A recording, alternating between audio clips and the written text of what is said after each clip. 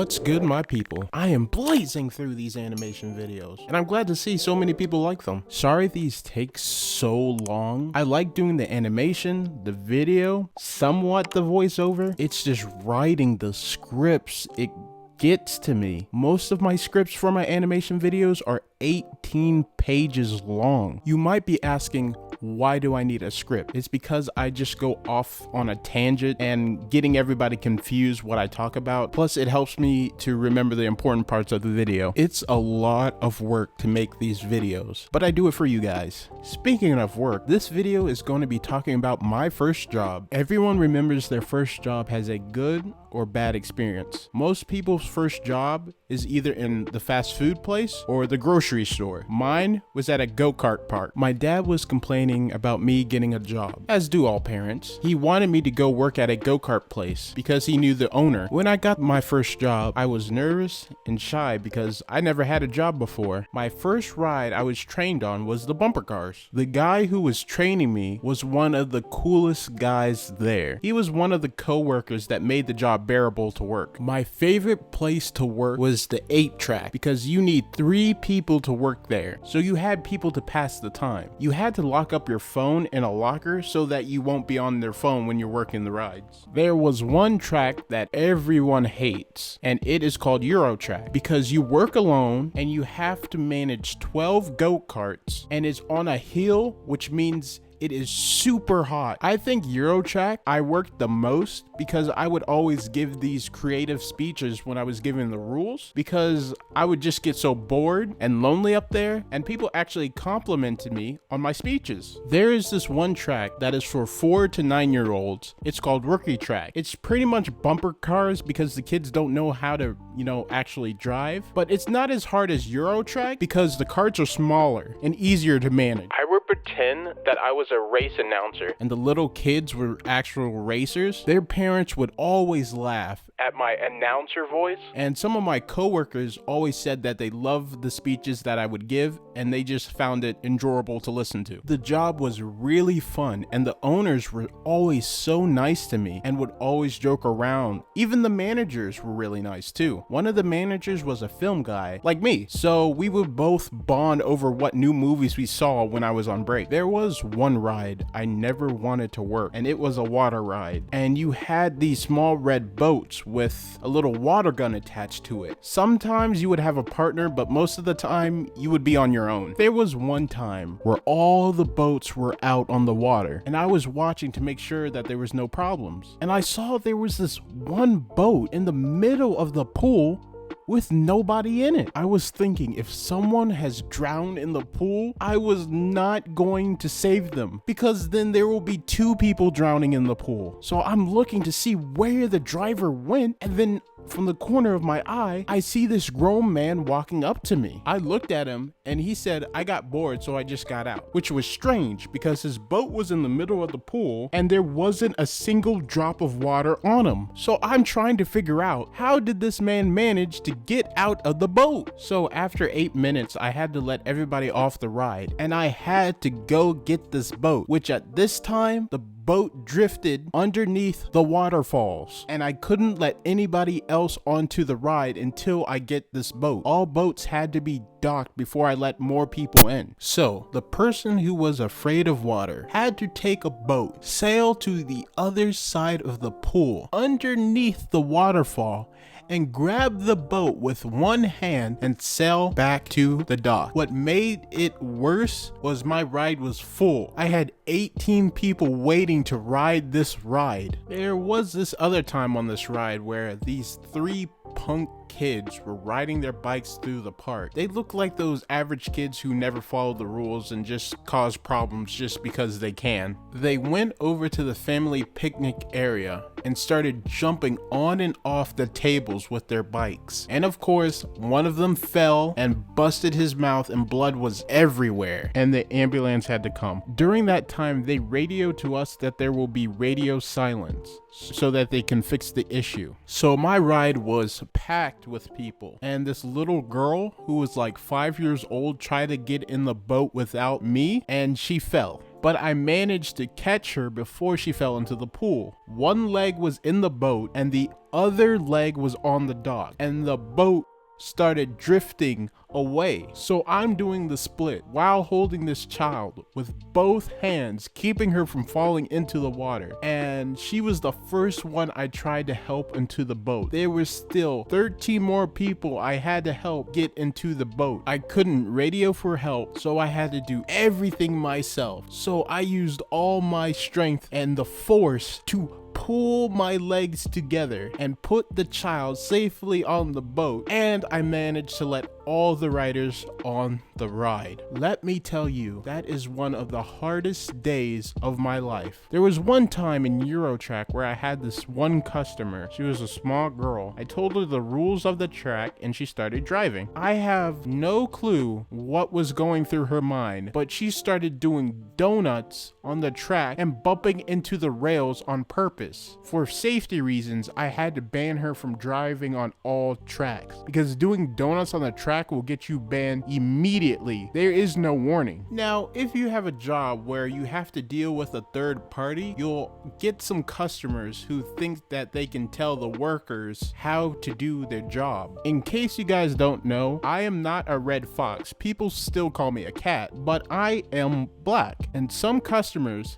think because they see a brother working that I would let them slide on the rules. I was working on Rookie Track with the small kid go-karts. There was this small kid who looks really small, but he managed to ride the ride. Later on, there was this black mother who wanted her son to drive, but he was too short to drive. Then the other kid that I let on previous wanted to go on again. She started having a fit because how it looks, that kid looks way too small to drive, but he managed to be tall enough to drive the car. And what makes matters worse, that this kid was white. So she thinks I'm discriminating against my own race. She pushed me out of the way, opened the gate, and told her son to go get in the go-kart. Her son couldn't even reach the gas pedal, and that's with the extra back pad to help you reach the gas pedal. So I had to call management so that they can talk some sense into the mother before her child dies in a go-kart accident. You want to know the funniest part about this whole situation? Her son knew that this was not safe for him to ride, and he started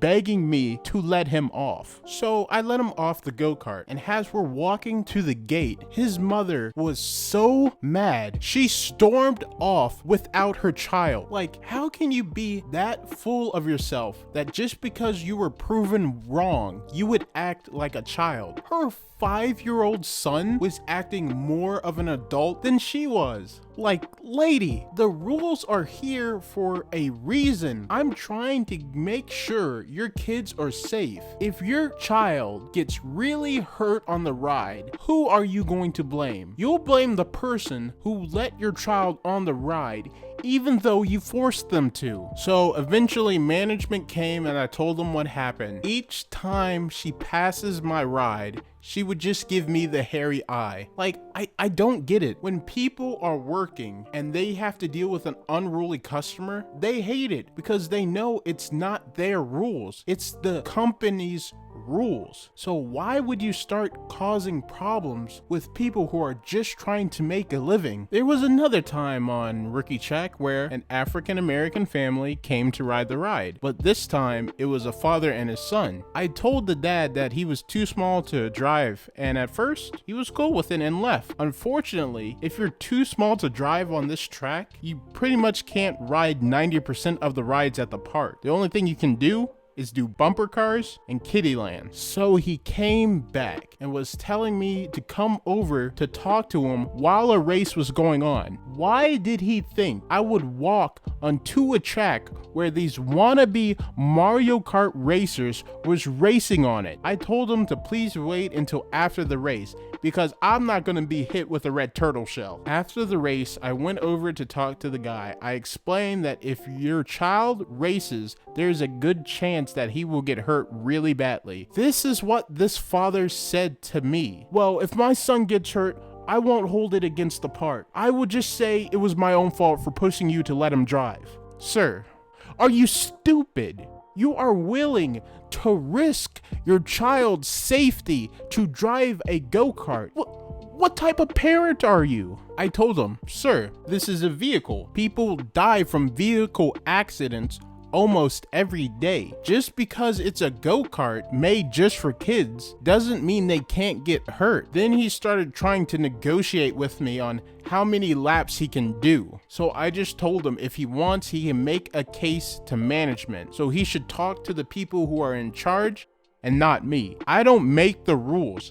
I just enforce them. He agreed, and I called my manager, and I felt so bad because she was like the nicest and the most sweetest managers. She wouldn't even hurt a fly. So she comes out and tells him exactly what I already told him. And he starts screaming at her because she told him we can't let his son ride the ride. No matter where you work, you will always have a bad experience with somebody. It's just a fact of life. Working at a park is extremely dangerous. There was a time where someone was flooring the gas pedal and was charging right at me. I had to jump on the guardrail to avoid being hit by this 40 miles per hour go-kart. There is one thing I didn't like about this job, because when it rained, most people think you would have to close the park because a good 90% of the rides can't operate in the rain. But these people are still waiting to ride these rides. Sometimes I wonder if people even have a brain. The weather was so bad that a literal lightning bolt struck the racetrack, but these people were still trying to ride the ride. After seeing this lightning bolt strike the track, the rain was so bad that the water flooded outside of the break room and it was up to my knees. I was 6 foot. You would think that the park would close. Nope, we remained open. Later, we had to clean the whole park because there was just leaves, sticks, trash everywhere. But all in all, it was a really fun job, and I made some really cool friends that were just awesome. The last job I had to do was a swing shift where you came in late and got to leave early. You don't open your ride and you don't close your ride. You just break the other ride operators. I worked there for 2 years and I decided to leave because it's a lot of work for a little pay. And I wanted to focus on my YouTube career and my college career. Let me know down in the comments, what was your first job? And I'll see you in the next video. Thank you so much for watching. Hey guys, I hope you did enjoy this video. And yes, this is the fan art you guys seen at the end of all my videos. If you guys have some fan art you want to see posted on this video, please tag my Instagram page so I can put it in the next video. I hope you guys did enjoy, and I'll talk to all you later. Peace. I just wanna clear my mind. I am going for a ride, and like a bird I wanna fly above all my pain. Stepping on the pedal, I don't even wanna take my foot off, oh no. Doing 120 on a 65. It's the only time that I feel alive. When I'm speeding, oh yeah. I just wanna get everything out my mind. When I'm done riding, I know that I'll be fine. So rubber rolling down the road, you can watch me as I go. I'm speeding, driving like I'm leaving everything behind me. Yeah, speeding, yeah. Can't catch me, no, can't catch me. I'm flying, yeah, I'm flying. Riding like I'm leaving everything behind.